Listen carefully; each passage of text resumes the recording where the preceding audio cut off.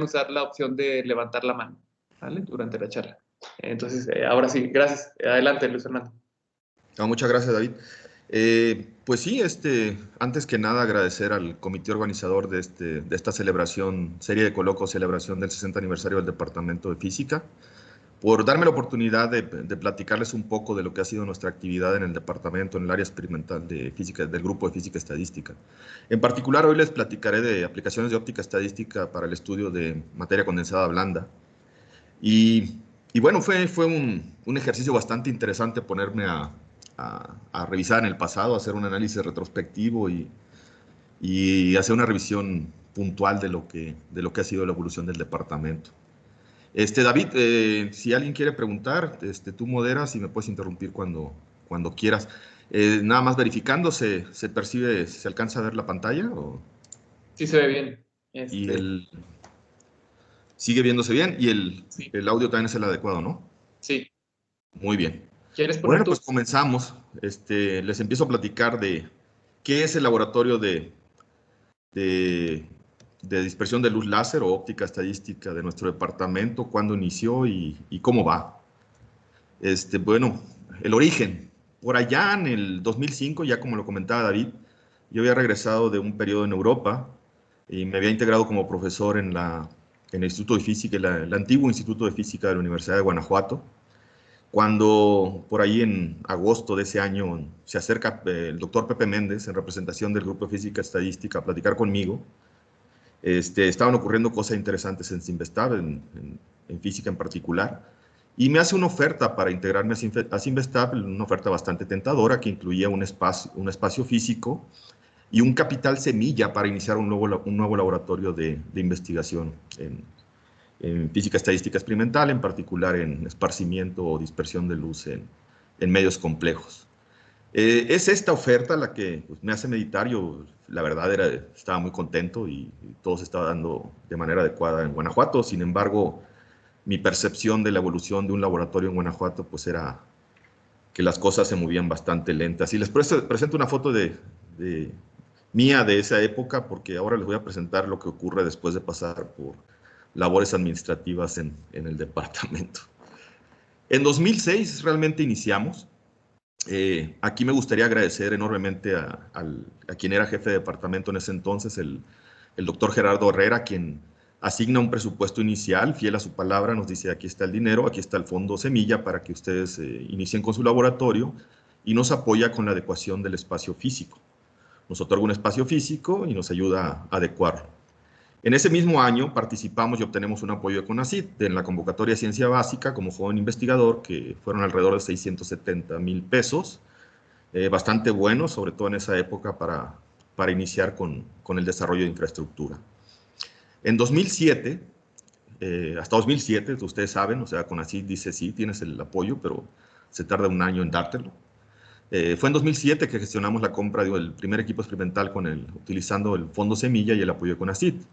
Terminamos con la adecuación básica del espacio físico y afortunadamente, o sea, mis colegas del grupo, también bastante activos, nos organizamos para participar y obtener un proyecto de grupo también por parte de CONACYT, un proyecto un poco más grande, ya estamos hablando de un poco más de 2,5 millones de pesos, de los cuales alrededor de 500,000 pesos se asignan a mi laboratorio, y con eso podemos continuar con la consolidación de la infraestructura inicial. En 2008, por fin, instalamos, calibramos nuestro primer dispositivo, que es un espectrómetro de esparcimiento o dispersión de luz, configurado en 3 dimensiones.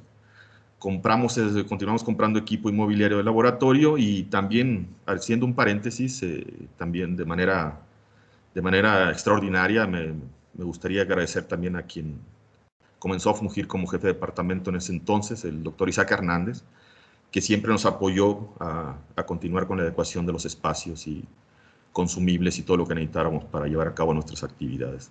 También hubo donaciones, por supuesto, donaciones en particular. Me gustaría agradecer un par de computadoras que nos donó el doctor Pepe Méndez en ese entonces para poder llevar a cabo el análisis y el control numérico de nuestros dispositivos experimentales. Es en ese año, desde el laboratorio de verano, que llegan los primeros 2 estudiantes a mi laboratorio. Yo les había dado clases de métodos matemáticos en los propedéuticos, se integran y ellos participan activamente en la implementación de nuestro primer equipo experimental. Continuamos gestionando compra de equipo, principalmente con el apoyo del proyecto de grupo. Así lucía mi laboratorio en 2007. Era un montón de elementos y piezas dispersas en mi mesa de trabajo de la oficina. Estábamos terminando la adecuación del espacio físico. El fondo semilla nos sirvió para comprar básicamente el equipamiento mecánico, electromecánico, optomecánico, y toda la etapa de detección, para detectar la señal esparcida por las muestras que estudiamos, esa la financiamos con el proyecto de joven investigador de CONACYT. Se tardó un poco más, y ya en 2008, esto era nuestro laboratorio. Una mesa óptica pequeña en el centro de un galerón, con buena instalación eléctrica, debo admitir. El dispositivo montado, una de las computadoras que nos donó el doctor Pepe Méndez, y empezamos a realizar nuestros primeros experimentos y nuestros primeros estudiantes de maestría empezaron a trabajar en sus proyectos. Ya en 2009, aparte de seguir comprando equipo y sobre todo acondicionar los espacios físicos del laboratorio, con un apoyo fuerte de la jefatura, se integran 2 estudiantes más a hacer su tesis de maestría, y ese mismo año se gradúan 3 estudiantes de maestría con productos directos del laboratorio de investigación. En 2010 terminamos con la puesta a punto de 2 arreglos experimentales adicionales. Se gradúa un estudiante de maestría y se integra otro, un estudiante de una institución externa, de UPITA en particular, y 2 estudiantes de maestría graduados deciden continuar su trabajo de doctorado en mi laboratorio. Es en ese año, a finales de ese año, que acepto la invitación del doctor Isaac Hernández para participar en su grupo de administración en la coordinación de admisión. Digo, bueno, vamos a ver de qué se trata este tipo de trabajo. Fue bastante divertido, especialmente el periodo. En 2011 ya obtenemos un segundo proyecto de CONACYT, también como continuación del proyecto original de joven investigador. Nos otorgan un presupuesto mayor, ya en ese entonces era alrededor de $1,5 millones de pesos. Se gradúa un estudiante de maestría, se integra otro estudiante de doctorado, decide continuar en su trabajo de doctorado en el laboratorio, y por fin logramos publicar nuestros primeros artículos como producto 100% de nuestro laboratorio. Coincide también con la celebración del 50 aniversario del Departamento de Física, de cual me tocó a mí participar en el comité organizador, y después de las celebraciones, pues, vienen las decisiones difíciles, ¿no? O sea, sigo en la coordinación de admisión y en 2012, ¿qué pasa en 2012 en nuestro laboratorio? Hay 2 estudiantes de maestría que se integran, 2 de doctorado adicionales, y que uso los signos de interrogación cuando estoy hablando de la consolidación de mi laboratorio, porque en ese año donde acepto la invitación ya del jefe de departamento en ese momento, el doctor Máximo López, de continuar mi labor administrativa, pero ya como coordinador académico del departamento y anticipando la evaluación del PNPC que se nos venía para el año 2013. Y así lucía en ese entonces. Ya pintaban algunas canas, pocas arrugas. ¿Qué pasa en 2013? Pues labor institucional, aunque se gradúan 2 estudiantes de maestría producto de su trabajo en el laboratorio, nos toca en la coordinación académica una revisión de los programas de posgrado de PNPC, la cual llevamos a cabo de manera exitosa. Se nos corrobora o se nos ratifica la máxima categoría que se puede otorgar, que es de calificación internacional. Y en 2014-2015, la verdad, no pasa mucho a nivel del laboratorio. Sin embargo, casi todo se centra en la labor institucional, en la coordinación académica. Aquí me gustaría mencionar que fueron años bastante movidos, y ya nosotros en el grupo de trabajo del jefe de Máximo, ya bromeábamos al final del 2015 que pudiéramos solicitar por equivalencia el grado de licenciado en leyes. O sea, eran reuniones eternas con abogados durante esos periodos, durante ese periodo 2014-2015.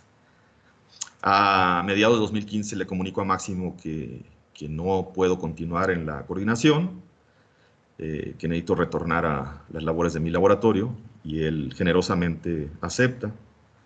Y en 2016 lo primero que hago es solicitar un receso sabático, en el cual me enfoco básicamente en asesoría, revisión de tesis, labor editorial de mis estudiantes, principalmente de doctorado. Y es gracias a esa labor intensa en 2016 que en 2017 se gradúan los cuatro estudiantes de doctorado, básicamente las actividades de este año. Podemos llamar que un verdadero retorno al laboratorio ocurrió hasta 2018, que aunque se graduó un estudiante de doctorado, el último que nos quedaba pendiente, participamos y obtenemos un proyecto de infraestructura del CONACYT de alrededor de 2 millones de pesos aproximadamente, y un proyecto de la iniciativa CEPS Investap interna promovida por nuestra dirección, en particular por los doctores José Mustre y Gabriel Castro, y se nos asigna un presupuesto de 300,000 pesos por un periodo de 2 años. Y ahí retomamos nuestras actividades intensas en la labor experimental. 2019 ya encaminados, concluimos con el proyecto de infraestructura, para lo cual contratamos a un excelente postdoc que nos permitió y nos ayudó para llevar a cabo una conclusión satisfactoria a este proyecto. Y se integra un estudiante de maestría y doctorado, quien viene con nuevas ideas y nos reta a la apertura de nuevos campos en el área. 2020, el año de la pandemia. Si continuamos con nuestro crecimiento, se integran 2 estudiantes de maestría y 1 de doctorado más a nuestro laboratorio, y comenzamos con la exploración de áreas emergentes. Ahora, un poco más adelante, les platicaré a detalle a qué me refiero con áreas emergentes. A pesar de la pandemia, continuamos laborando. Afortunadamente conseguimos, y agradezco al doctor Alberto, actual jefe de departamento, por ayudarnos a gestionar un permiso para poder acceder a las instalaciones del departamento y continuar trabajando en nuestros proyectos vigentes. Lo que va de 2021, se han graduado 2 estudiantes de maestría, se ha integrado un nuevo estudiante de doctorado, y anticipamos que para finales de año se obtengan o puedan presentar su examen final de maestría 2 estudiantes más. A pesar de la pandemia y gracias a las facilidades que nos ha permitido tanto la jefatura como la dirección. Y estamos tratando de empujar nuevas áreas en nuestro laboratorio y acelerando las actividades del mismo. Bueno, esa es en breve, esa es la historia de nuestro laboratorio. Hemos estado aquí un cuarto de la vida del departamento, aproximadamente 15 años. Nos ha tocado iniciar básicamente desde cero, un galerón vacío, o sea, que vuelvo a remarcar que sin el apoyo, en particular en los años más complicados del inicio, como tanto el doctor Herrera, Gerardo Herrera, y el doctor Isaac Hernández apoyaron bastante para que esto se pudiera implementar y llevar a cabo, ¿no? Y les comentaba, ¿no? Así empezó el 2012 y así terminamos en 2020. Pelo blanco, pelo y barba blanca y bastantes arrugas en la cara.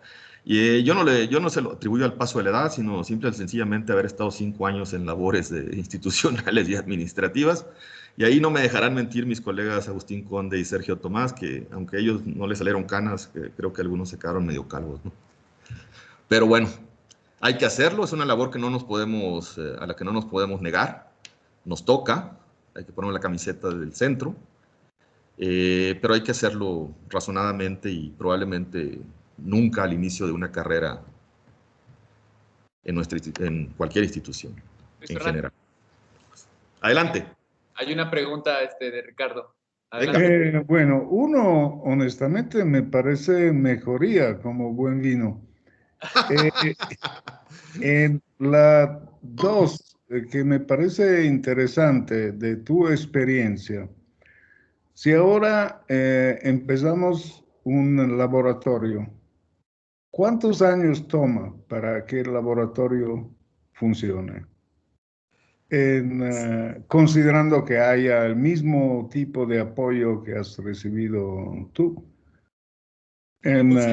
Naturalmente sabes que yo soy ignorante de estos temas, pero me parece interesante plantearlo como experiencia en vista de tu descripción. No, tienes una pregunta bastante buena, bastante interesante. De hecho, yo me gustaría comentar que con el mismo tipo de apoyo, o sea, yo creo que no puedes iniciar la construcción de un nuevo laboratorio si no tienes el apoyo institucional, ¿no? Por eso siempre mi agradecimiento para los jefes de departamento que me tocaron al inicio. Hubo un compromisos de a veras y cumplieron con su palabra. Probablemente pudiéramos reducir esto 4 o 5 años si recibiéramos el mismo apoyo y mejoráramos un poco mejor la planeación. O sea, es difícil integrar a alguien en el área experimental sin tener un espacio ya considerado para que él pueda rápidamente integrarse en labor y llevar a cabo sus labores de investigación.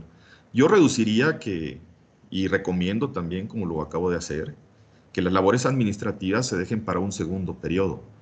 O sea, una persona que recién empieza la construcción de un nuevo laboratorio, empieza su camino haciendo su carrera científica, creo que lo menos recomendable es que desempeñe labores administrativas demandantes en los primeros años de esto.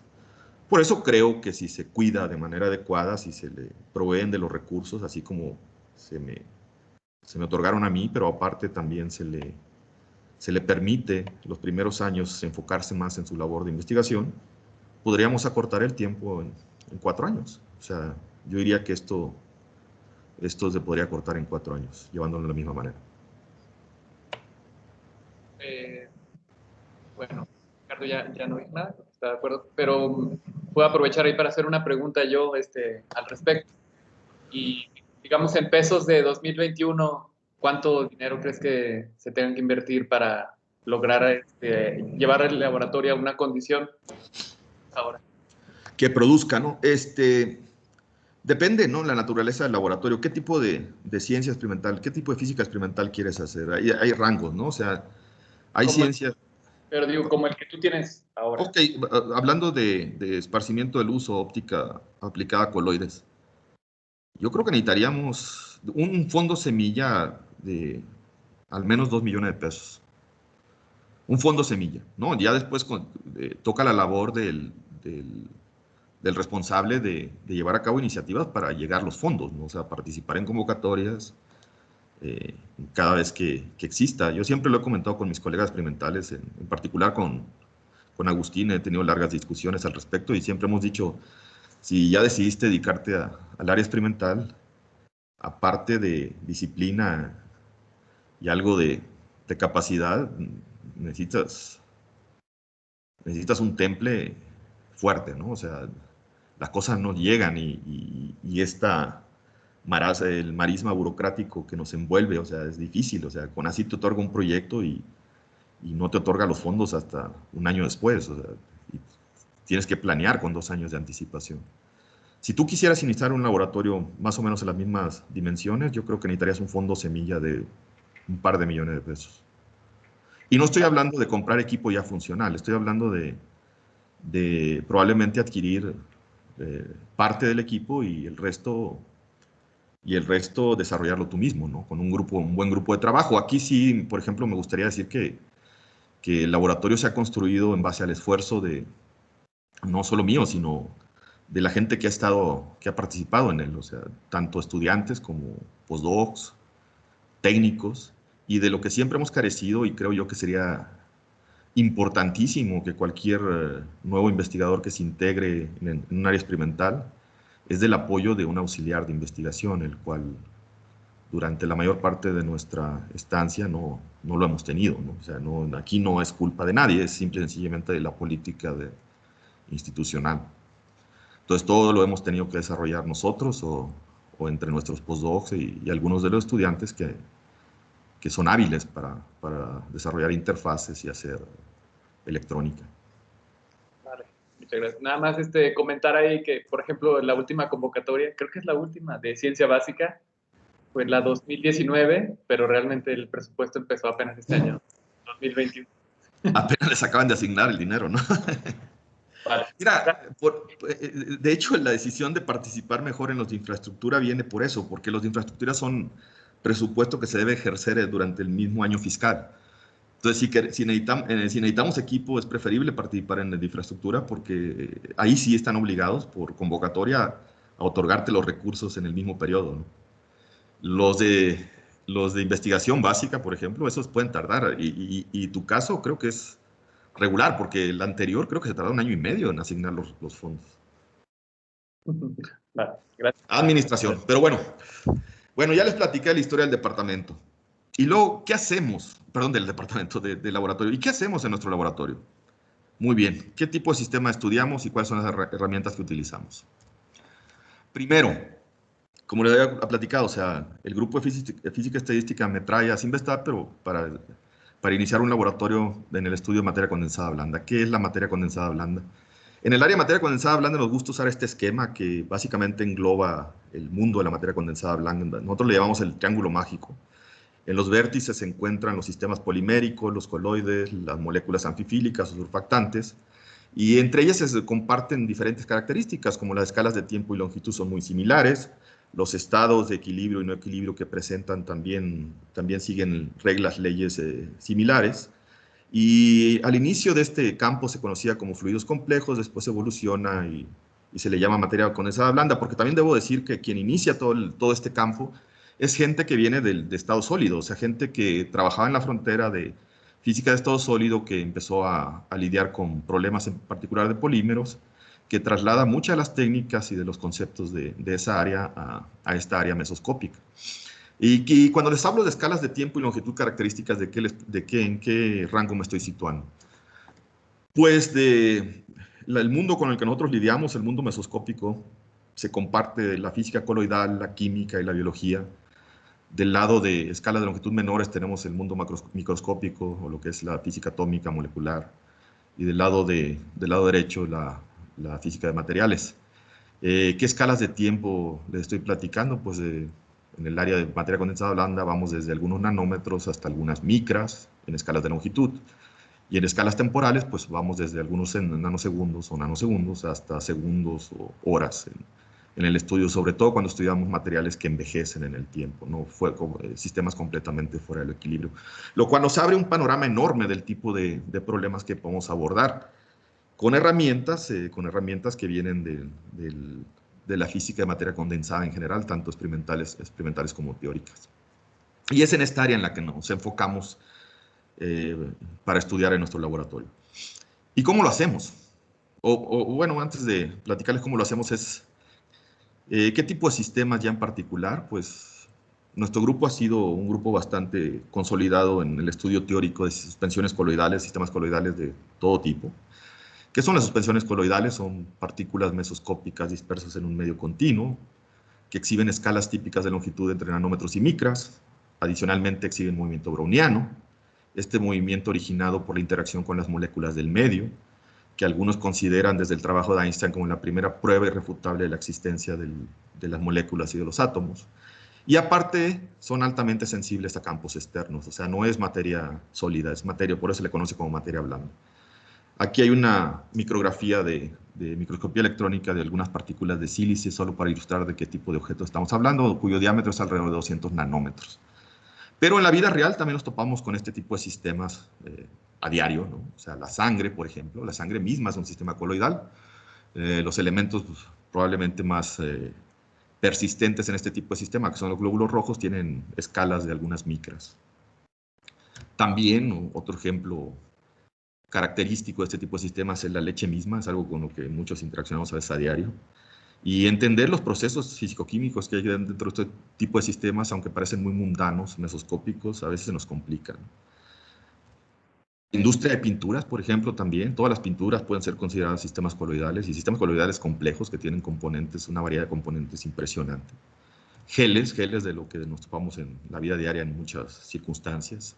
Y últimamente, en los últimos años, o sea, ya una vez que se establece un marco teórico y experimental para entender situaciones de estados de equilibrio de este tipo de sistemas, se aborda el problema de la física coloidal fuera del equilibrio. Y en este tipo de sistemas, por ejemplo, los microorganismos como las bacterias representan un coloide paradigmático, ¿no? O sea, ya que no solo exhiben movimiento browniano por la interacción con las moléculas del medio, sino aparte tienen movimiento dirigido debido a que tienen motores motores moleculares asociados. Y esto lo conocemos hoy en día en nuestra área como coloides activos. Y es algo de lo que también hacemos un poco en nuestro laboratorio. ¿Qué más? ¿Qué más? ¿Qué otro tipo de sistemas en materiales blandos? Pues también trabajamos con biopolímeros, ¿no? Los biopolímeros son macromoléculas poliméricas de origen biológico. También exhiben escalas típicas de nanómetros y micras. También tienen movimiento browniano. Pero este movimiento browniano regularmente está restringido, o sea que las partículas no pueden explorar todo el espacio-fase y están restringidas a moverse con respecto a su posición de equilibrio. Son muy sensibles a campos externos y también siguen siendo consideradas dentro de la materia blanda. Esta micrografía, como ejemplo, corresponde a una red de proteínas beta-amiloide que se formó por un funcionamiento erróneo en el cerebro. Esta formación de este tipo de redes de biopolímeros o polielectrolitos de origen biológico está detrás del origen de enfermedades como el Alzheimer, como el Parkinson. Entonces, entender el mecanismo que puede llevar la formación de este tipo de estructuras percolantes, pues sería de interés para una caracterización físico-química, sería de interés para ayudar a la gente de química o bioquímica a desarrollar nuevos fármacos. Otro tipo de cosas también mundanas, pues es algo de la industria de alimentos, como la creación del yogur y el queso, a pesar de que este tipo de alimentos tienen siglos o tal vez milenios de existir en el entorno del ser humano. Un verdadero marco teórico, físico-químico, que parte de primeros principios, que nos lleva a una explicación del por qué podemos pasar de un sistema estable como la leche a este tipo de sistemas percolantes como las redes de yogur o de queso, no existe del todo y existe bastante discusión en el tema. Es otro tipo de sistemas que también abordamos en nuestro laboratorio. O sea, como ven, trabajamos con sistemas que son tanto, nos pueden plantear problemas de ciencia básica, como son las transiciones de fase, hasta ciencia muy aplicada, como es el estudio de biopolímeros. ¿Y cómo lo hacemos? ¿Cómo podríamos estudiar el movimiento, al menos el movimiento que exhiben este tipo de sistemas? El famoso movimiento browniano.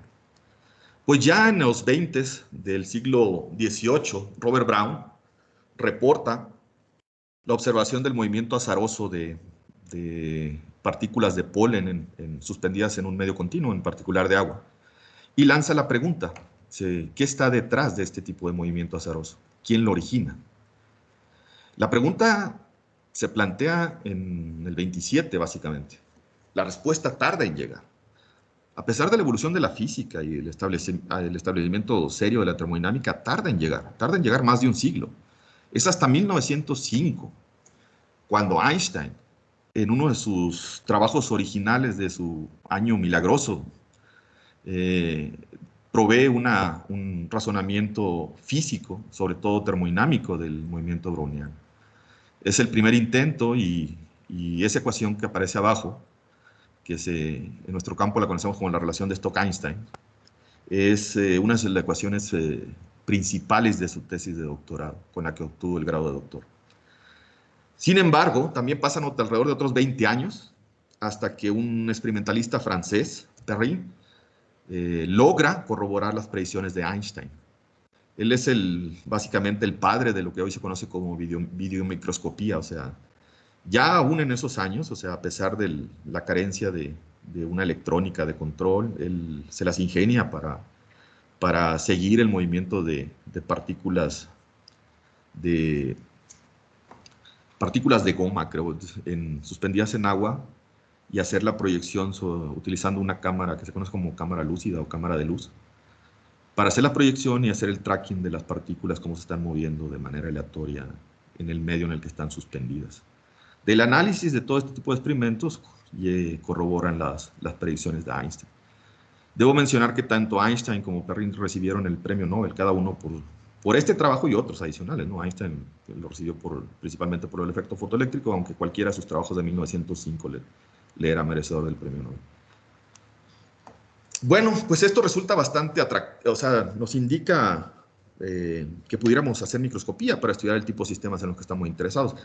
Salvo que ya hay un problema con microscopía. Ya nos anticipaba Abbe, es uno de los padres de la microscopía también, de la microscopía moderna, que el microscopio tiene un límite de resolución. Y este límite de esa resolución está asociado con la longitud de onda de la luz que estamos usando como sonda a prueba. En esencia, lo más que podemos resolver en dimensiones es lambda sobre 2 veces el número de apertura. El número de apertura depende directamente de la óptica que estamos utilizando para ver los objetos. Esto nos limita, cuando utilizamos luz visible, a resolver lo que pasa en escalas de longitud de alrededor de 200 nanómetros. Entonces, ¿qué alternativas hay? Como les digo, el campo de la materia condensada blanda tiene sus orígenes en la física del estado sólido, de tal que le hemos aprendido y importado técnicas de esa área. Entonces dejemos de trabajar en el espacio real y podemos trasladarnos al espacio de Fourier. Y ahí nace el concepto de dispersión de luz óptica estadística. Es otra alternativa para estudiar este tipo de materiales con estas escalas de tiempo y longitud características. Hay dos opciones. Primero, podemos hacer un análisis estático. ¿En qué consiste un análisis estático? Hacer incidir una onda coherente, un haz coherente sobre una muestra, y trasladarnos al régimen de Fraunhofer, o sea, analizar el patrón de difracción que provoca la muestra en el campo lejano, así le llamamos nosotros, y del análisis de este tipo de patrones pudiéramos obtener información acerca del tamaño, forma de los objetos que crearon ese patrón, pero también de la estructura local que presentan entre ellos, cómo se organiza. Hay otra opción también, que es lo que conocemos como dispersión dinámica de luz. Aquí lo que hacemos es pararnos en un punto de observación de un patrón en el campo lejano y analizar las fluctuaciones de la intensidad que se originan debido al movimiento de las partículas en suspensión. Las partículas se mueven, cambian la fase de la luz incidente y eso provoca las fluctuaciones en la intensidad. De este tipo de análisis de series de tiempo como las que están del lado derecho, pudiéramos obtener obtenemos información de la velocidad, la difusión, cómo rotan, si son moléculas grandes, etc. Son más información dinámica y escogiendo bien nuestra fuente de iluminación, o sea, si utilizamos fuentes altamente coherentes, tanto espacial como temporalmente, podemos resolver fenómenos que pueden ocurrir incluso en la escala de nanosegundos o hasta femto, en la dispersión de luz moderna. ¿Cómo funciona un experimento de dispersión de luz estático? En particular, les muestro un ejemplo animado. Tenemos una fuente coherente, que es un láser, incide sobre una muestra cuyos componentes están en movimiento, y nosotros trasladamos un detector de la intensidad con respecto al ángulo de observación, y estamos formando el patrón que se ve dentro de la animación, ¿no? O sea, colectamos la luz por periodos de tiempo cortos a diferentes ángulos de observación. Y a veces trabajamos con el vector de dispersión, que es básicamente una representación del ángulo de observación. Como les comentaba, o sea, cada punto en el patrón de esparcimiento o dispersión es el promedio temporal del módulo cuadrado de los campos dispersados o esparcidos por la muestra de interés. Así luce un patrón típico una vez que lo hemos analizado. O sea, los puntos rojos indican la colección de los datos experimentales, y la línea teórica negra corresponde a resolver las ecuaciones de Maxwell para esferas con una distribución de tamaños establecida. Bueno, de la comparación podemos hacer un ajuste y obtener un tamaño promedio que en este caso nos da de 155 nanómetros y una distribución de tamaños del alrededor del 9%, lo cual corresponde muy bien con lo que nos establece quien nos provee los objetos. Y esto es una curva típica de calibración de este tipo de experimentos o de arreglos experimentales. Dispersión dinámica. ¿Cómo funciona un experimento de dispersión dinámica? Bueno, un experimento de dispersión dinámica usamos la misma configuración, una fuente coherente, una muestra que está fluctuando porque se están moviendo los componentes. Nos paramos en un ángulo de observación y detectamos las fluctuaciones de la señal. De nueva cuenta, estamos trabajando también en el régimen de Fraunhofer, en el campo lejano. Colectamos la intensidad con función del tiempo y a partir de este tipo de trazas o series de tiempo podemos definir algunos observables estadísticos. En particular, el más usado en dispersión de luz es lo que llamamos nosotros función de autocorrelación temporal de las intensidades, que en esencia es una medida de la similaridad, de la autosimilaridad que tiene este tipo de señal a diferentes separaciones temporales. Y un objeto de estos luce de la siguiente manera, ¿no? O sea, tiene una forma, si el sistema es completamente homogéneo, las partículas son libres, su representación es básicamente una exponencial como función del tiempo de observación. A partir de las características de este tipo de objetos podemos obtener información acerca, como les decía, del movimiento promedio, del tamaño, del radio hidrodinámico de los objetos, etcétera, etcétera. En particular, el tiempo característico de caída de este tipo de mediciones está relacionado con el radio promedio del objeto que ocasionó esa correlación. ¿Y qué hacemos con todo esto? O más bien, ¿cómo lucen ya de cerca? Por ejemplo, ahí está una foto tomada de cerca de nuestro dispositivo primario, el primero que adquirimos y montamos en el laboratorio, que es un espectrómetro de dispersión dinámica de luz en configuración 3D. Y se le conoce como 3D porque, si alcanzan a ver en la figura, realmente hacemos 2 experimentos en lugar de uno. Nos las ingeniamos ópticamente con elementos ópticos para realizar 2 experimentos en la misma zona, en el mismo volumen de interés, y utilizamos 2 correladores. Eso nos da ciertas ventajas. En lugar de hacer un experimento, hacemos 2. También tenemos arreglos experimentales que lo que hacen es enfocarse en la región de vectores de observación o de ángulos muy pequeños.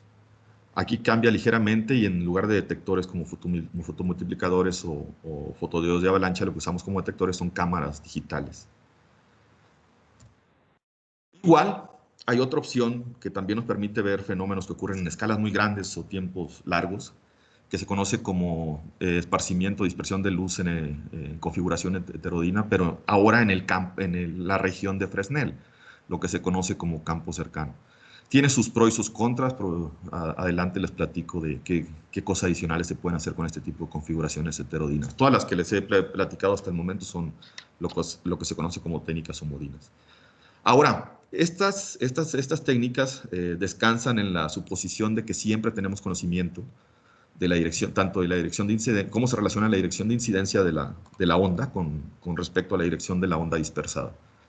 Y eso se conoce como dispersión simple, porque eso solo lo podemos garantizar cuando en promedio solo existe un evento de dispersión al atravesar la muestra, nuestro haz.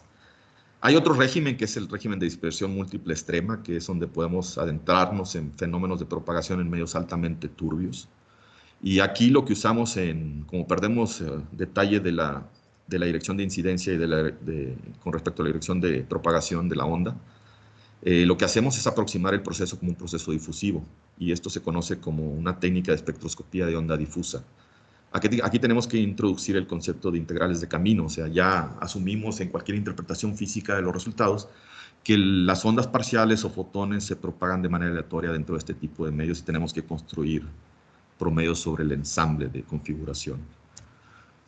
Otro tipo de técnicas que nos permiten caracterizar este tipo de materiales altamente dispersores toma en consideración algunos fenómenos coherentes de la retrodispersión de la luz en medios muy, muy turbios. Esto es lo que existe en nuestro laboratorio y es con lo que trabajamos. ¿Qué hemos hecho? Aquí voy a hacer un breve resumen de los últimos resultados. Por ejemplo, hemos estudiado suspensiones coloidales binarias con esta técnica de la que les platiqué. Yo creo que esta foto ya es un poquito más adelante, debe ser por ahí de 2009-2010.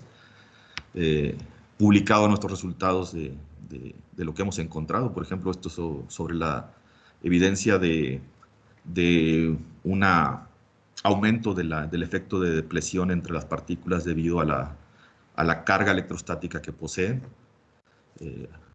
producto del trabajo de uno de los estudiantes de doctorado. Otra cosa que hemos hecho también es analizar transiciones de fase de primer orden, o sea, por ejemplo, la transición de líquido a cristal en este tipo de sistemas. Es parte de estos resultados, ya están publicados en el artículo previamente citado. Y algo en lo que continuamos trabajando, aunque hemos avanzado también como parte de la tesis de uno de los estudiantes, es en lo que se conoce como vitrificación o transición de fase de segundo orden. Aquí me gusta citar siempre a Anderson, Nobel de Física, trabajar en el área de materia condensada. Ya en el 95 nos decía que probablemente uno de los más profundos e interesantes problemas que permanecen sin resolver en la teoría de estado sólido o de materia condensada en general sería probablemente la naturaleza de la transición al vidrio. Y él anticipaba que probablemente este gran descubrimiento vendría en la década subsecuente. Pues en eso dice que equivocó Anderson, han pasado más de 20 años y y aún seguimos teniendo una playa de teorías que pudieran explicar una pequeña parte del fenómeno de la transición y sigue siendo un problema abierto. Nosotros contribuimos en el área experimental en esta área. También hemos desarrollado algunos modelos numéricos para caracterizar previamente los objetos que usamos. También primero debemos entender qué propiedades ópticas tienen estos objetos antes de construir ensambles o sistemas con ellos.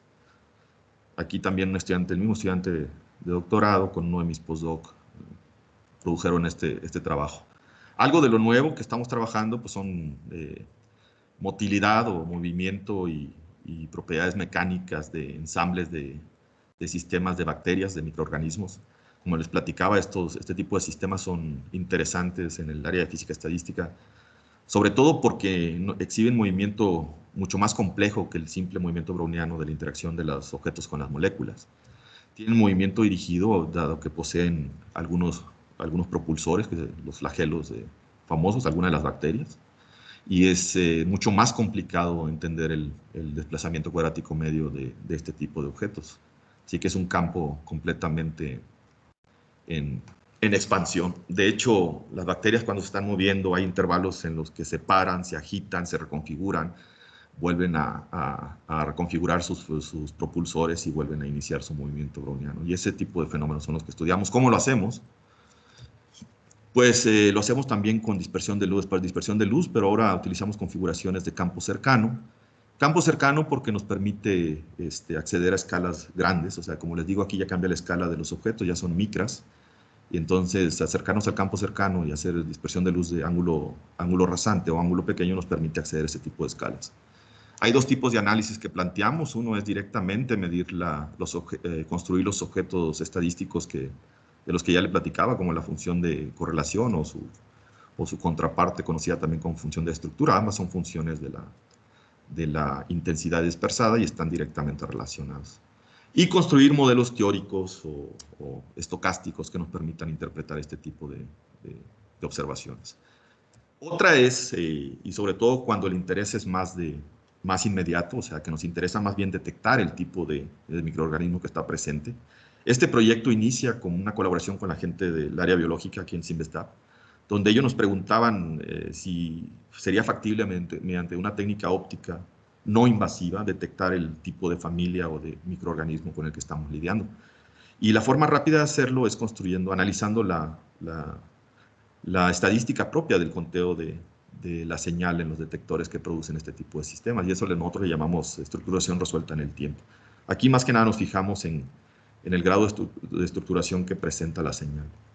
Es más estadística, no hay modelos teóricos, es simple y sencillamente cuantitativa, sin embargo es bastante precisa para identificar entre diferentes microorganismos. Y seguimos colaborando con la gente de biología. Otra que les platicaba ya, o sea, proteínas que en un estado nativo, en condiciones favorables, están perfectamente dispersas, sobre todo en el tejido cerebral, pero hay un desbalance muchas veces ocasionado por cambios en el pH local, que llevan a que se formen aglomerados como las famosas fibras amiloides que están detrás del origen de enfermedades como el Alzheimer o el Parkinson. Y también este tipo de sistemas podemos estudiar en nuestro laboratorio. De hecho, una de mis estudiantes de doctorado trabajó de manera muy cercana con la gente que es especialista, sobre todo en los sistemas de nuestro departamento de química, y sacamos un par de trabajos bastante interesantes. Nosotros propusimos un modelo simple físico de coloides para dar una explicación fenomenológica del porqué de la agregación y del por qué la agregación tenía que ocurrir en forma de fibras. Y hicimos las mediciones en nuestro laboratorio. Un problema bastante mundano, como les platicaba, es la agregación de micelas de caseínas para formar yogur y queso, o como es conocido también en el argot, la famosa aproximación de la vaca esférica. Se permite una aproximación o reducir un sistema tan complejo, real, de nuestra vida cotidiana, a aproximaciones físicas simples para tratar de entender la fenomenología de la microestructura o la dinámica que presentan este tipo de sistemas. Pues eso fue algo complicado de hacer. Sin embargo, ¿qué pasa a nivel local? Bueno, esta era una animación de lo que le pasa a las caseínas y por qué se agregan. O sea, en esencia, estos objetos que conforman la leche están compuestos de diferentes proteínas, algunos iones de calcio, que cuando cambia el pH a nivel local, pierden localmente su estructura, se pueden hinchar, se pueden volver a colapsar, si hay demasiados iones en solución, y eventualmente perder su protección original. Tienen una protección con polielectrolitos cargados sobre la superficie que impide que se agreguen, y eso es la leche estable, en esencia. Pero cuando pierden esa protección por acidificación del medio, se pueden acercar, y entonces las fuerzas de Van der Waals juegan un rol importante y permiten que el sistema se agregue y formen estas redes interconectadas que dan origen al yogur, y en el caso de redes un poco más fuertes, a lo que se conoce como queso. ¿Es factible describir esto con herramientas de física estadística y mediciones de dispersión de luz? Pues la respuesta es sí. Podemos plantear modelos simples, modelos compuestos y asumir que el potencial de interacción de estos objetos tiene una parte electrostática, una parte de repulsión elástica debido a la protección de los polielectrolitos que tienen en la superficie, la parte de Van der Waals, que actúa a distancias muy cortas, y variar y estudiar como función del cambio en la acidez del medio que le pasa a este tipo de potenciales, hasta que aquí está una descripción gráfica de lo que le pasa al potencial, mientras, por ejemplo, a pH neutro de 6.7, el caso de la leche, o sea, el sistema es bastante estable y es muy difícil sacarlo de esa estabilidad. Sin embargo, si empezamos a acidificar el medio, cambiar el pH, logramos que la protección se empiece a perder debido a que la carga electrostática es contrarrestada por los iones en el medio, la barrera decrece y las partículas ya se acercan más. Hasta que eventualmente, a pHs típicos de alrededor de 4.8, ocurre que Van der Waals domina y las partículas pierden su protección y se agregan y se forma la red. Estos son modelos de física estadística. Si usamos este tipo de potenciales con lo que hacen nuestros colegas aquí del grupo de cálculo de ecuaciones integrales y comparamos con los experimentos que podemos obtener en estos sistemas, es una comparación de los puntos experimentales con los puntos teóricos, hacemos los cálculos y el acuerdo, al menos cualitativamente, es bastante bueno. Sigue siendo un tema que no hemos, resultados que no hemos publicado por el momento, porque hoy nos toca, o lo que nos estamos enfocados es en tratar de justificar o modelar de una mejor manera este tipo de potenciales, y lo que estamos haciendo es simulación numérica. Esperamos que eventualmente ya pronto podamos terminar el proyecto.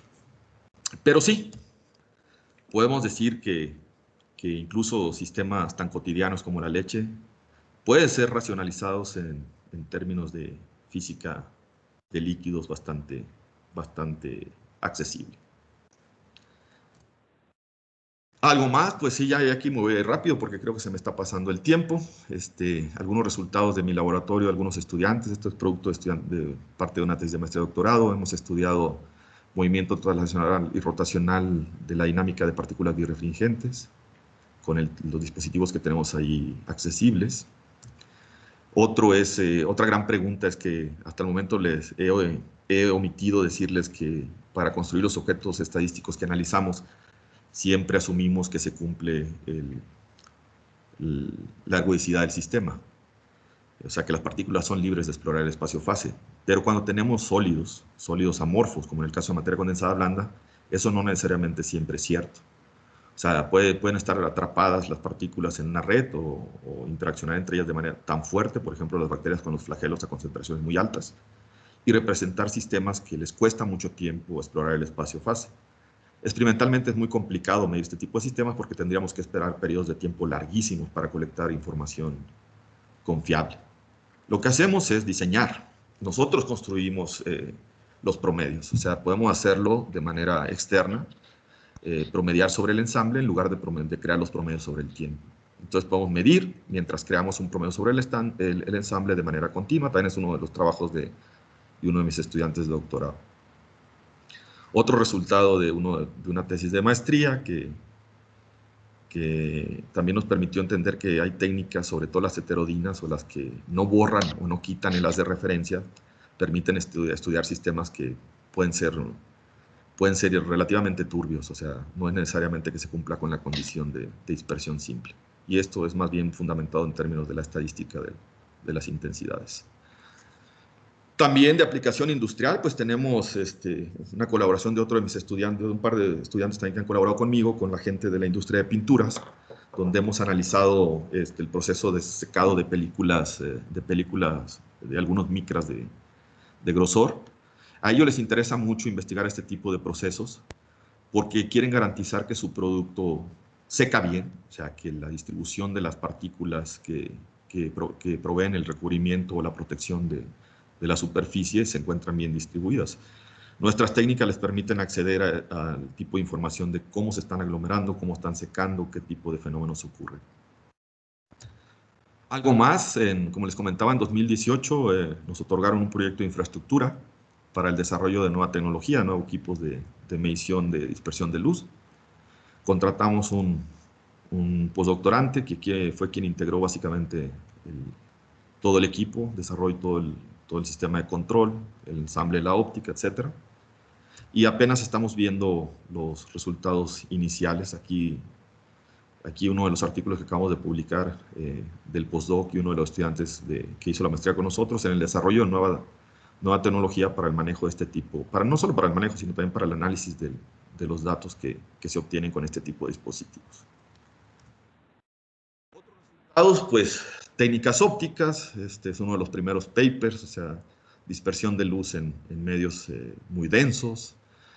Nuestra colaboración con la gente de química acerca de cómo evitar la agregación de proteínas beta-amiloide, explorando ya, haciendo un poco más de óptica estadística pura, que es investigando la distribución del conteo de fotones originados por redes poliméricas, también diferentes sistemas que sirven de modelo para entender conceptos de física estadística en el laboratorio, que serían nanogeles o partículas que tú puedes, mediante la temperatura, puedes cambiar su conformación, y entender desde el punto de vista físico también de teoría de líquidos por qué ocurren este tipo de cambios de conformación, etcétera. Ya recientemente una colaboración que hemos iniciado intensamente con nuestros colegas aquí del departamento, que son los expertos en teoría y que nos han ayudado a avanzar en el entendimiento. También quedan algunos resultados, como les comentaba. Les he mostrado un par de cosas que no han salido del laboratorio todavía y otras que están saliendo recientemente. Esto es el último que les muestro, es producto de una tesis, del último capítulo de la tesis de doctorado de uno de mis estudiantes que ahora se encuentra trabajando en el Politécnico. Han pasado 9 estudiantes de maestría por el laboratorio, todos involucrados en los proyectos de los que les platiqué brevemente. 5 estudiantes de doctorados hasta el momento, graduados. Uno de ellos se dedicó a la industria con bastante éxito, al parecer. Se han constituido como una empresa consultora en el área de soporte técnico y capacitación para cuantificación de materiales y capacitación en general. Hay 3 profesores del Politécnico, en diferentes instancias del Politécnico, y uno que está todavía por allá en Europa haciendo su postdoc y que no sabemos todavía si le interesa regresar o no. Creo que se quiere quedar a vivir por allá. Hay 5 estudiantes vigentes que están trabajando desde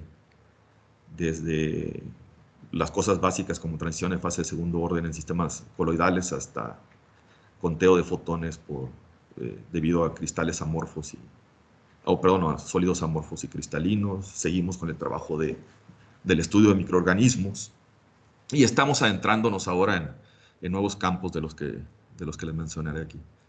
¿Qué estamos haciendo? Proyectos vigentes, ya les comenté, transición en fase de segundo orden. Hay proyectos que se han quedado estacionados por el momento, que es entender la propagación de luz en sistemas turbios, o algo que se conoce por ahí como atrapamiento de luz. Hay un estudiante de doctorado adentrándose en un área bastante controversial y interesante, pero al menos tiene resultados preliminares bastante buenos, que es en la construcción de fuentes individuales de fotones, que nosotros las estamos tratando de entender como interacciones a nivel fonón-fotón en las redes. Y hay también, como les comentaba, seguimos estudiando la motilidad de microorganismos. Hay un proyecto que está detenido referente al estudio del secado de películas turbias, los efectos de absorción en las pinturas. También una de mis estudiantes de doctorado está adentrándose o comenzando en lo de microorganismos, pero también tratando con un fin último de entender o de caracterizar mediante técnicas ópticas cómo sería posible cuantificar el efecto de ciertas drogas sobre cierto tipo de patógenos. Hay otro proyecto que se nos quedó pendiente por el momento, que sería extender lo que entendemos de la fenomenología de la formación de yogur a la formación de redes más fuertes. Y también seguimos desarrollando nuevas técnicas de dispersión de luz. Áreas emergentes, ya para cerrar, les diría, con el empuje de los nuevos estudiantes que llegan con ideas, nos estamos adentrando en un área completamente nueva para nosotros, que es geomagnetismo, desde el punto de vista de lo que aprendemos en laboratorios de dispersión de luz, que son medir fluctuaciones, en particular en este caso de las fluctuaciones del campo magnético terrestre, y esto lo desarrollamos como una tesis de maestría del estudiante Víctor Augusto, quien ahora está haciendo su doctorado en el mismo grupo. Y hay un tema que empezó como casi como un juguete, que es hacer algo de econofísica también con lo que sabemos de cómo analizar fluctuaciones de señal. Y nos estamos haciendo los pininos y dando los primeros pasos en tratar de entender las fluctuaciones del mercado cambiario como parte de inicio, ¿no? Aquí por lo pronto hay involucrados un estudiante de maestría, un estudiante de doctorado y un postdoc, pero más bien como asesores, y porque ha sido un tema que ha llamado bastante el interés en general a todo el grupo. Todo el mundo quiere opinar y se vuelve interesante las reuniones de grupo cuando tocamos el tema de econofísica. Aquí les presento algunos de los primeros resultados del comportamiento difusivo del tipo de cambio. Cuando construimos el desplazamiento cuadrático medio de los tipos de cambio, por ejemplo, de dólar-peso o euro-dólar, vemos un comportamiento que se asemeja mucho al movimiento difusivo de una partícula browniana en un medio continuo. Y bueno, gracias finalmente. Toda la gente que ha contribuido de una u otra manera, investigadores sobre todo. Hay mucha gente, o sea, probablemente se me pasen algunos, pero gente de otras instituciones con las que colaboramos de manera más intensa. Y en términos de las instituciones, pues todas aquellas instituciones que nos han apoyado, tanto educativamente como financieramente, como Sinvestap, por ejemplo, que yo creo que sería imposible haber desarrollado un laboratorio que pueda entrarse en este tipo de problemas sin el apoyo restricto y la filosofía misma de nuestro centro, ¿no? Que es promover la investigación científica de calidad y tratando de no imponer restricciones en cuanto a los temas que podemos desarrollar. CONACYT, indudablemente, o sea, el apoyo de CONACYT ha sido esencial para este desarrollo. También tengo que agradecer a mi alma mater, la Universidad de Friburgo, el Fondo Nacional, que me financiaron durante un buen tiempo en Suiza. Algunas instituciones europeas, la Universidad de Granada, donde hemos estado de sabático, etc.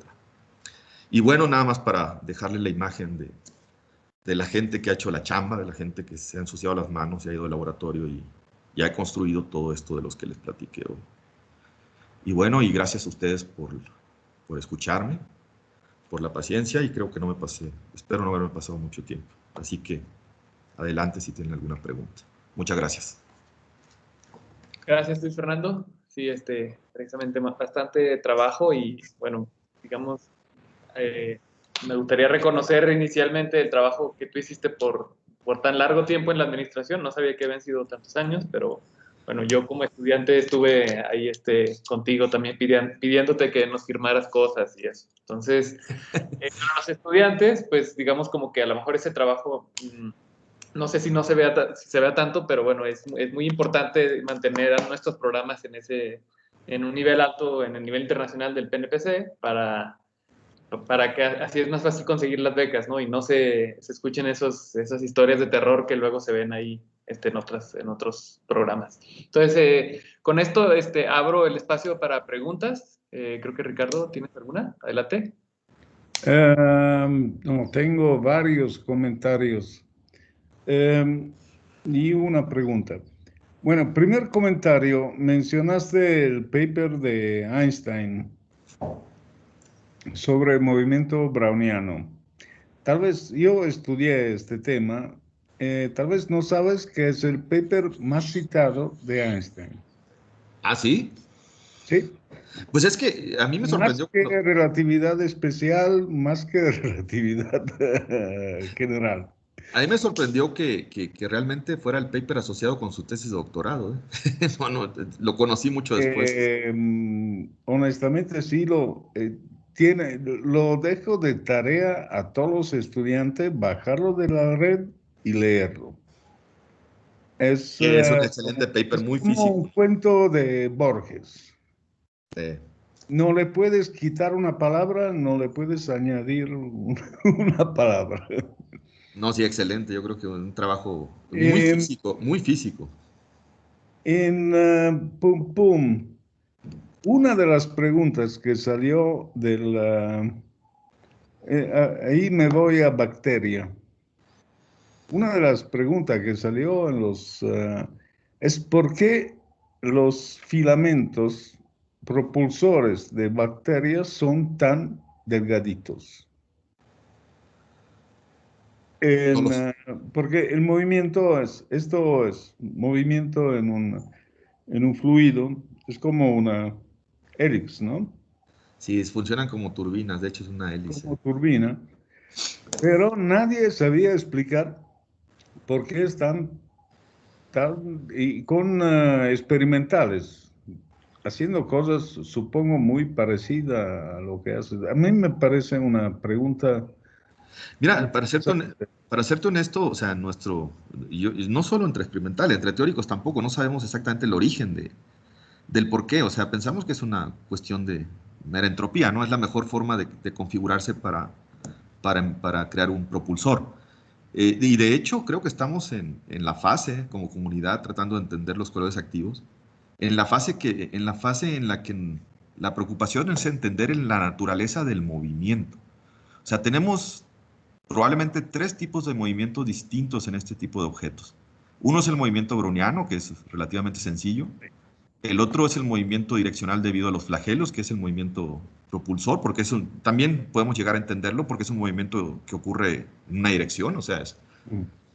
pero el movimiento de agitación es algo que se escapa a nuestro entendimiento, o sea, ¿por qué se paran, se reconfiguran antes de empezar a moverse otra vez? Ya lo podemos detectar, ya podemos cuantificarlo, decir, esta es la duración característica de este tipo de movimientos, pero no lo entendemos. Hasta el momento no lo entendemos. Y son preguntas que son relevantes, porque entre más móvil sea una bacteria, si entendemos el origen de cada uno de estos modos dinámicos, entre más móvil sea una bacteria, más patógena puede ser. Entonces se puede trasladar de una manera mucho más eficiente e infectar y reproducirse de una manera mucho más eficiente. Y ese Entonces, es eh, el objetivo de los bioquímicos, de decir, bueno, entendamos desde el punto de vista físico-química por qué hacen eso, por qué se mueven de esa manera, qué da origen, y después diseñemos algo que lo bloquee. Pero eh, no lo entendemos al momento. no, mira, las bacterias tienen mala reputación, pero son útiles.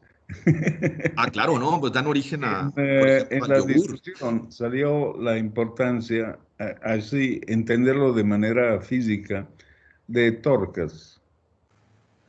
Como no es solamente una fuerza que te empuja de un lado, No, no, no, ahí tiene razón y eso complica todo. complica el análisis. Te hablo de teórico, ¿eh? Sí, sí, sí, sí, sí, de eso, de hecho es el tema de discusión. Sí, es un tema bastante activo Ok, y por lo pronto siempre son bien recibidas las sugerencias teóricas y las colaboraciones. Créeme que ya nos cuesta demasiado diseñar los experimentos y medir cómo, en, aparte hacer teoría. general, a mí me encanta el área de materia condensada, soft matter, porque sí hay como mínimo cercanía entre experimentos relativamente baratos comparado con un acelerador de partículas y teoría. Y ahí aprendemos física. Y me permito una última pregunta. Cuando habla de eh, materiales turbios, entonces te refieres a many body interaction. Incluso a nivel, sí, sí, qué buena observación. De hecho, o sea, son turbios, hay efectos de interacciones ¿cómo le llaman? De De muchos interacciones cuerpos. directas que son mediadas por el potencial de interacción entre los objetos. También hay interacciones hidrodinámicas involucradas porque tienes muchos objetos y se manifiestan Perdóname, fenómenos. la otra cosa. Tal vez debería decir al público que es una micela. Una micela, sí, el Yo lo video, sé. el video inició. La micela es un aglomerado la micela de caseína en particular de la leche, con las que nosotros trabajamos. Es un conglomerado de nanopartículas, o sea, nanopartículas que van que son proteínas, en esencia en el caso de la leche, proteínas de diferente tipo, y algunos clústeres o pequeños agregados de sales como el fosfato de sodio. Eso como un todo es lo que se conoce como una micela. Las micelas de caseína, que son las presentes en la leche, están formadas por pequeñas subcomponentes que son en su mayoría proteínas y sales. Y aparte, algunas de esas proteínas que están presentes le proveen esa protección estérica, o sea, resultan como unos pequeños resortes en la superficie que impiden que se peguen con las otras colegas que andan Luis Fernando, yo crecí en Parma, entonces somos expertos. Gracias, excelente presentación. Muchas gracias. Lo que siga. Gracias, gracias Ricardo. Por ahí, si hay más preguntas, por favor usen la función de levantar la mano. Creo que no hay una pregunta ahora, entonces voy a hacer mi pregunta. Luis Fernando, cuando hablaste de la dispersión, creo que le llamaste dinámica, dispersión de luz dinámica, como que bueno, o la forma, ¿cómo se dice? Naif, ingenua de pensarlo, es que, digamos, tú vas rotando, vas poniendo tu detector, lo vas rotando, pero digamos como que mides una escala de tiempo suficientemente larga para que se promedie el movimiento de los coloides que tú tienes, ¿no? Sí. Pero creo que tú le llamas dinámica precisamente porque se mueve más rápido, ¿no? O no. O sea, es por la naturaleza del análisis, ¿no? O sea, la principal distinción entre lo que nosotros llamamos estática y dinámica es que en análisis estático nos paramos en diferentes posiciones con el detector e integramos la respuesta del medio por un periodo de tiempo. Y cada punto en la curva, por ejemplo, en esta que está en la pantalla en este momento, corresponde a haber integrado la respuesta del medio en el detector por un breve periodo de tiempo. O sea, cada punto representa un valor promedio de la intensidad dispersada. Sin embargo, en la dinámica el análisis es distinto. Nos paramos en un punto y colectamos las fluctuaciones de la intensidad que llega al detector. O sea, lo que tenemos realmente es una serie de tiempos. Tenemos el número de fotones por unidad de tiempo registrados como función del tiempo de observación. O sea, podemos observar, como bien lo mencionas, por periodos largos, y de hecho debemos hacerlo por periodos largos para poder distinguir o sea, los tiempos de coherencia característicos, no de la fuente, sino del sistema. O sea, la función esta de correlación que aparece abajo, o sea, el tiempo de caída que se ve ahí cuando cae el objeto, o sea, los puntos, lo podemos entender como el tiempo de coherencia si pensáramos que la muestra es la fuente que origina eso. El láser tiene un tiempo de coherencia grandísimo, ¿no? O sea, sería básicamente constante. Pero, sin embargo, el hecho de que la muestra se esté moviendo va a originar que se correlacione la intensidad que da como respuesta. Le llamamos dinámica porque lo que hacemos es un análisis en el tiempo. O sea, revisamos o construimos la función de correlación que nos dice qué tanto cambia la señal en el tiempo, en un punto dado de observación. Y obviamente después podemos mover el detector, repetir el mismo procedimiento y construir ese tipo de objetos y analizarlos con algún modelo a la Stock Einstein, ¿no? O sea, construir alguna función en términos de teoría de fluidos y tratar de entender el fenómeno de lo que está pasando. Perdón, intervengo. A mí me parece que sí lo dijiste, pero tal vez se perdió. Lo que funciona es separaciones de escalas, tanto espaciales como temporales. Sí. En el De hecho, fenómeno el ángulo observado, o sea, un experimento de dispersión Tú estática. estás hablando ahora de la técnica que usas, pero igual adentro de tu sistema, que sean coloides, bacteria o queso o yogur, hay escalas espaciales y temporales bien separadas, lo que permite hacer física. Sí, de hecho, sí. Cuando ves el resumen de la estática, podemos pensar en el ángulo de observación. O sea, me gusta pensar en el ángulo, cuando les comenté, dice, bueno, quedarnos en el espacio real y tratar de hacerlo todo con microscopía nos va a limitar en el rango de las escalas temporales y espaciales que podemos resolver. Nos trasladamos al espacio de Fourier y hacemos esparcimiento de luz, y ahí podemos usar el ángulo de observación como una especie de objetivo de microscopio. O sea, estamos en Fourier. Las escalas a las que tenemos acceso son directamente relacionadas con con el vector de esparcimiento o el ángulo de observación, o sea, es el 2pi sobre ese valor. Entonces, entre el valor más pequeño, por ejemplo, de Q, podemos resolver escalas muy grandes. Valores muy grandes de Q, podemos resolver escalas muy pequeñas.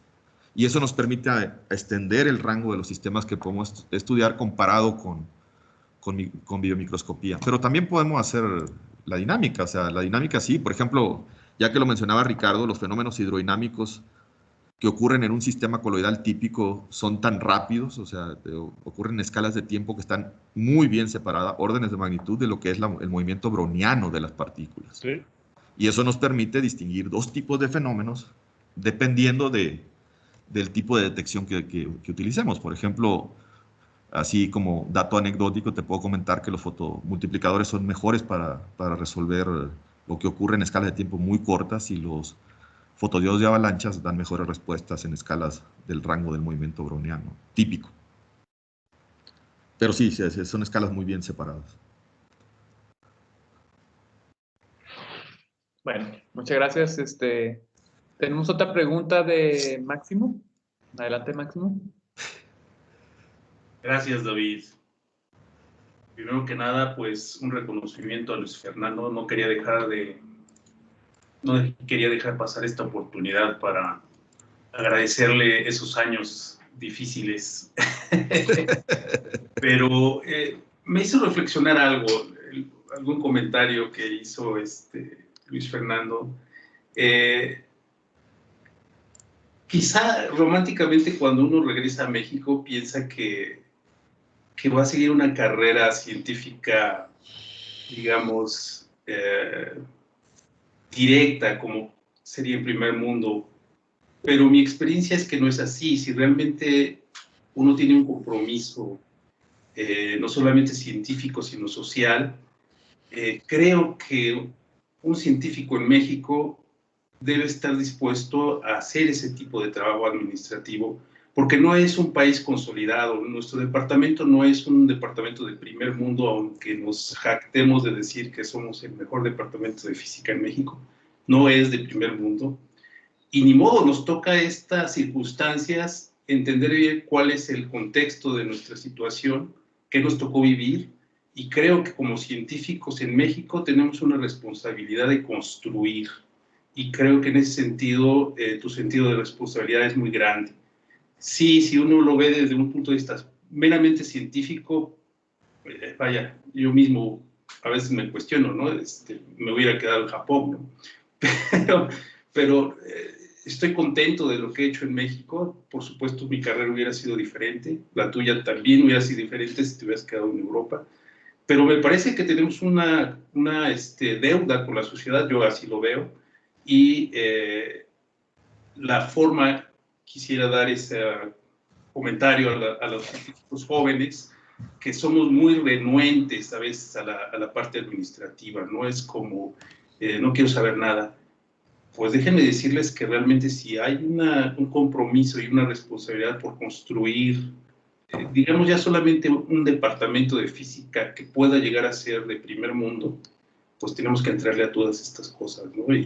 Y creo que lo has hecho excelentemente, has mostrado cómo se puede hacer ciencia de primer mundo desde cero, construyendo un laboratorio, pasando por toda esta prueba administrativa. Y bueno, el resultado ya lo viviste, ¿no? Es un montón de canas, pero creo que vale la pena, Luis Fernando. No, claro, Máximo. Antes que nada, muchas gracias por tus comentarios. O sea, jamás, ¿no? De hecho, o sea, jamás me arrepentiría de haber tomado la dirección tomada. Sin embargo, haciendo el análisis retrospectivo, dice, pues sí, o sea, probablemente hubiera sido más rápido. Al contrario, coincido completamente contigo. A todos nos toca. Y es nuestra responsabilidad contribuir. A todos. Cualquier persona que se integre a un centro de investigación, una universidad, o sea, nos toca hacer chamba de todo tipo, o sea, desde la administración hasta nuestro trabajo científico y docente. La cuestión es que yo recomendaría que una responsabilidad así demandante como la Secretaría Académica no fuera durante los primeros años de carrera. Y no lo digo porque haya tenido mala experiencia, al contrario, o sea, agradezco mucho que me hayas dado la oportunidad de tu confianza, porque aprendí bastante, tanto de ti, de tu grupo y de cómo funciona el Cinvestav. Eso eventualmente también se agradece, ¿no? Y la satisfacción de haber contribuido, aunque sea un poco, pues se queda siempre, ¿no? Y no, jamás me arrepentiré de haber participado, pero ante la pregunta de que si hubiera tomado un poco menos de tiempo consolidar el laboratorio, pues yo creo que sí, pero no, o sea, no es algo que cambiaría en este momento y estoy plenamente convencido de que todos tenemos que hacer este trabajo eventualmente, todos. Sí, yo creo que el timing sí es una cosa de discusión. Sin embargo, el tuyo fue perfecto, Luis Fernando. Sí, muchas gracias, pero ¿te acuerdas de las sesiones larguísimas con los abogados? O sea, en particular fueron 2 años que dijo yo, ay, de esos 2 años fueron terribles, ¿eh? Bueno, yo aprendí mucho en ese aspecto. Pero bueno, yendo a la parte científica, alguna vez hemos platicado contigo, tenemos tiempo tratando de instalar un sistema de dispersión de luz en nuestro equipo de epitaxia de ácidos moleculares. O de hecho está instalado, pero digamos que no he quedado completamente conforme de la forma en que trabaja, ¿no? Nuestra idea es tratar de obtener información de los mecanismos de crecimiento, cómo nuclean las moléculas, los átomos que van llegando a la superficie. Sin embargo, tenemos muchas restricciones geométricas. No podemos colocar libremente los accesorios ópticos porque pues, es una cámara de ultrato vacío y tiene limitaciones en cuanto a las distancias, ángulos, no puedo escoger libremente, ¿no? Y de repente he perdido un poco, ahora sí que la fe. ¿Tú cómo ves? ¿Realmente tiene algún sentido? Es decir, hemos monitoreado cosas muy gruesas, es decir, cuando la película se empieza a poner muy rugosa y evidentemente sube la intensidad de dispersión. Pero fuera de eso, estudios más físicos de la dinámica de crecimiento no hemos llegado a ese grado de conocimiento. ¿Crees tú que esta técnica óptica pueda realmente tener futuro para este tipo de aplicaciones? Claro que sí, de hecho, retomando, recuerdo que ya había participado en un par de workshops contigo por allá en los 2008, por ahí, más o menos, cuando andaban ustedes interesados en este tipo de técnicas. Lo que necesitamos es acceso. Lo que necesitas es acceso a la muestra, ¿no? O sea, ópticamente, es una ventana. Con eso es suficiente. Si la tienes, el resto del arreglo experimental se puede construir. O sea, nosotros, en particular, por ejemplo, recientemente con el proyecto de CONACYT, de infraestructura, nos compramos una impresora 3D, que es excelente para hacer prototipos y probar. Entonces, siempre podemos construir un equipo que tenga acceso. Siempre. La ventana puede ser tan pequeña como 1 pulgada de diámetro. Si ese acceso es posible, siempre pudiéramos instalar un equipo. De hecho, el último, y aquí me gustaría hacer un poquito de promoción, se lo decía a mi postdoc y a mis estudiantes, el último trabajo que publicamos también, o el primero como producto de la estancia postdoctoral y también como proyecto de CONACYT de infraestructura, es el desarrollo de software o de herramientas de análisis completamente libre. O sea, cualquier persona puede descargarlo y analizar series de tiempo y usarlo. O sea, nosotros no tenemos ningún inconveniente en colaborar y al contrario, estaríamos muy gustosos de ayudarlos en cualquier pregunta que tengan al respecto. Si a ustedes les interesa monitorear el crecimiento, más bien la nucleación de cierto tipo de películas, por supuesto, los podemos ayudar y es una de las ondas adecuadas para adentrarse en ese problema. Platiquémoslo ya con calma, en corto. No, perdón, intervengo. Max, necesitas más teoría, incluir condiciones de frontera.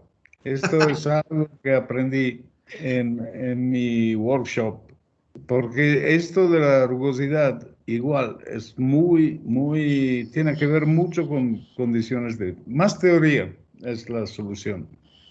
Más experimentos también, pero de par a par. Bueno, mis condiciones de la frontera ahorita son las paredes de mi casa. Muchas gracias, Luis Fernando. Un abrazo. No, gracias, muchas gracias, Máximo, y también gracias por tu confianza y tu apoyo. O sea, fueron 4 años intensos y enriquecedores los que colaboramos. Y cuando nos podamos ver, platicamos de tu proyecto. Claro que sí, estamos en el mejor interés. Vale. Hasta luego. Gracias, Máximo, por tu pregunta. Ahora tenemos una pregunta de César Báez. César. Gracias. ¿Dónde Hola, andas, César? pues acá en Zacatecas. ¿Qué cuentas? No, pues acá empezando a establecerme y agradecer mucho la parte inicial de la plática, que es muchas enseñanzas, porque uno no espera que cuando uno se está estableciendo, hay mucho trabajo administrativo, mucha chamba que hay que hacer, muchas, ¿cómo nos decía? Propuestas que hay que hacer. Entonces, pues en eso ando. Entonces, pues bueno, voy a agradecerte por la plática. Y una pregunta que se me hizo muy interesante, justo como lo mencionaste, que causa mucha discusión, que es esta parte de la econofísica y un poquito hablando de la correlación dinámica. Me pregunto, lo primero que me puse a pensar es, ¿cuál es el origen del tiempo? ¿Qué es lo que toman? ¿El tiempo es homogéneo? ¿Qué pasa? Nada más un poquito para conocer ese tipo de análisis y nos pudieras platicar un poco de eso. Buena pregunta, directo al corazón. O sea, el primer análisis es asumir que el proceso al menos se cumple para el tipo de cambio euro-dólar, que la traza del tipo de cambio temporal representa un proceso estacionario, ampliamente estacionario. Y entonces no te importa el origen del tiempo. Si quieres resolver el comportamiento del mercado en escalas de semanas o meses o años, el origen del tiempo no es relevante. Sin embargo, y hay trabajos previos en esa dirección, y te interesa ver cómo se comporta el mercado localmente, o sea, en un día, a diferentes horas, entonces el origen del tiempo es relevante. Y ya el sistema no, o sea, esas trazas temporales dentro del periodo de un día ya no representan a un proceso ampliamente estacionario. Pudieran ser asociados con un proceso que se conoce como de estacionario con incrementos unitarios. Y todavía hay herramientas de estadística para analizarlo. Y ahí sí, no podemos borrar la memoria. Tu pregunta es bastante adecuada. En este tipo de gráficas que presenté aquí, estamos borrando de alguna manera la memoria. No nos importa el tiempo de origen. Estamos promediando sobre la separación temporal del sistema. O sea, estamos enfocados básicamente en las fluctuaciones. Y esto es de un año, de hecho. Representan al año 2015 o 2015. ¿Por qué nos adentramos en este tema? No tanto por los tipos de cambio de monedas bien establecidas como euro-dólar, sino porque la dinámica de monedas, del tipo de cambio de monedas como el peso, con respecto al dólar, al euro, es bastante caótica, ¿no? O sea, no es un movimiento browniano puro lo que podrías identificar, sino básicamente parecen más vuelos de Levy. O sea, precios que permanecen estacionados en un tiempo y de repente pegan un brinco importante en la magnitud y se establecen por otros periodos de tiempo Llega una pandemia. Y eso despierta, la experiencia personal que tuvimos fue con este problema de geomagnetismo. Es que ya no entré en detalle, o sea, no puedo entrar en detalle por el límite del tiempo, pero el modelo que está representado por la curva azul ahí arriba, que creo que se alcanza a ver, está basado en el estudio de procesos tipo Uhlenbeck, o sea, procesos estocásticos, ruido blanco. Entonces, aún modelos que fueron inicialmente desarrollados para sistemas coloidales se pueden utilizar cuando solo estamos viendo las fluctuaciones de cierta variable, de cierto observable, como el campo magnético terrestre, ¿no? Y funcionan bastante bien. Nuestra hipótesis es que en economía pudiera pasar algo similar. Pero también menciono que esto de econofísica empieza siendo como un proyecto de fin de semana, ¿no? O proyecto explorativo del grupo, porque aquí todos tienen ideas y todos quieren participar y ha servido como una especie de proyecto de integración grupal para discutir sobre todo de física estadística, análisis. Pero está en pañales, ¿no? Sí apenas no estamos considerando los efectos de memoria por el momento. Estamos analizando series muy, muy largas que ocurren en años. Está muy interesante porque ahí se ve una línea recta, eso fue lo que más me llamó la atención, entonces yo creo que en años pues es sin memoria, como dices, ¿no? Es el browniano puro. Sí, eso es lo que yo ahí veo, o sea, yo lo veo ahí, me impresiona, es muy impresionante eso, y también lo del que va por horas, bueno, me imagino yo que es porque se van abriendo también casas, las casas de cambio, bueno, las casas de bolsa de cada región del planeta, Sí, sí, de hecho, cosas así. aunque tomamos o sea, nuestra base para colectar los datos es el, el índice de Nueva York. De todas maneras estamos supeditados a que hay información que ocurre durante los fines de semana, por ejemplo, por la diferencia horario, y eso siempre afecta, ¿no? Entonces, ¿cómo contemplarlo? De hecho, es una discusión que está en camino, ¿eh? No te puedo garantizar que tengamos resultados la próxima semana, porque las discusiones se ponen incluso intensas ahí en el grupo. Sobre todo con eso, o sea, la memoria. O sea, ¿en qué momento se va a manifestar la memoria del mercado? ¿Y qué naturaleza tiene si quieres construir un modelo, ¿no? Si es un proceso no marcoviano. Sí, claro, la memoria, la memoria. No, pues muy, muy interesante, muchas gracias, en serio que cada parte de la plática dejó muchas enseñanzas y pues muchas gracias. No, gracias a ti, César. Y qué bueno que te esté yendo bien, ¿eh? Hace rato que no sabía nada de ti, pero también uno de los estudiantes que me tocó en algún curso propedéutico y en el laboratorio también, ¿no? Creo. Y todos mis compañeros son los que formaron parte de, bueno, la mitad fueron parte del laboratorio. Buena parte. Qué bueno, Sí. César, que te siga yendo bien ahí en Zacatecas. Adelante. No, muchas gracias, nos vemos. Hasta Gracias a luego. ti, hasta luego. Gracias, César. Saludos. Bueno, tenemos esta pregunta de Sergio. Adelante, Sergio. Gracias, David. Hola, Luis. Hola, Gracias por Sergio, la ¿cómo charla, muy estás? interesante. Oye, ¿puedes poner la diapositiva donde muestras ahí el videíto donde está tu configuración experimental? ¿Cuál? Uno que lo tienes como animado, ¿Estática o dinámica? en la dinámica. Ahí está. Ok, aquí mi pregunta es, en este caso, tú utilizas un láser, digamos, que no trabaja en AC, ¿verdad? Es constante. Sí, es una onda continua, es un láser de neón, de hecho. Ok, mi pregunta aquí sería,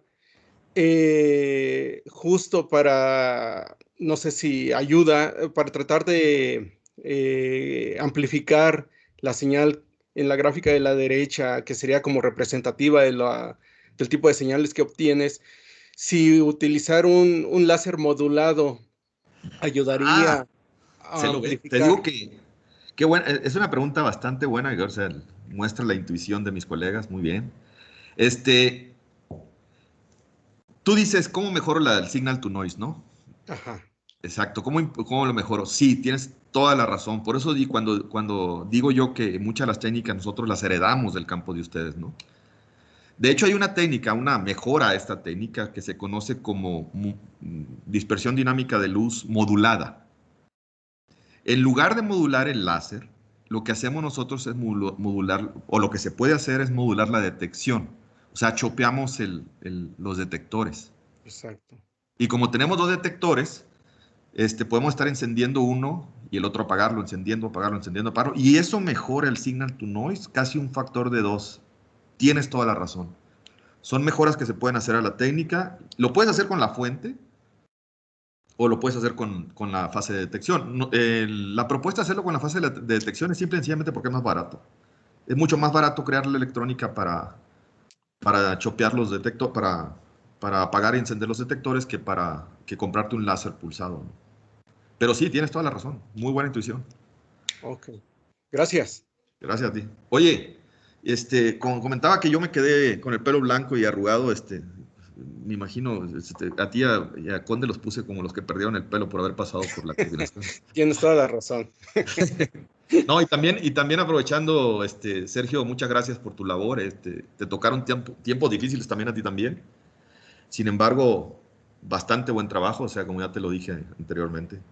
Gracias, ¿eh? No queda más que agradecer. No, al contrario, Luis, fue un placer. Vale, hasta luego. Hasta luego. Bueno, sí, yo creo que igual aprovechar para ese reconocimiento público a Sergio, a que también, como Luis Fernando, hizo un trabajo muy importante y muy bueno, como dice Luis Fernando, en un tiempo difícil en la secretaría, ¿no? En la coordinación, perdón. Bueno, entonces yo no veo más preguntas. Entonces yo creo que les pido que me acompañen a agradecer a nuestro expositor el día de hoy, a Luis Fernando, encendiendo sus cámaras y micrófonos y acompañándome a darle un aplauso.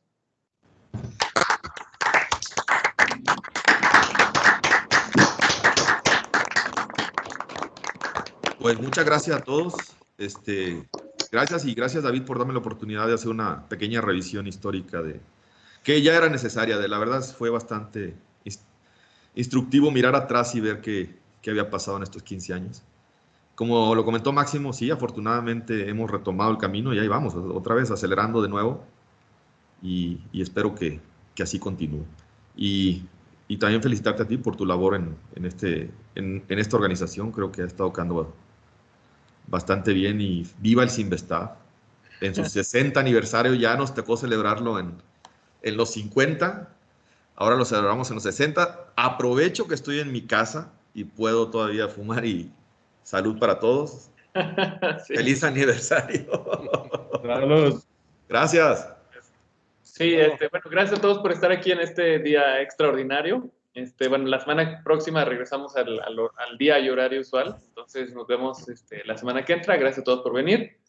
Y bueno, para los que no estuvieron aquí, voy a subir la charla, entonces por si alguien se lo perdió, para que ahí les mando el correo después. ¿Vale? Gracias a todos. Gracias. Hasta luego. Bye. Gracias, Luis Fernando.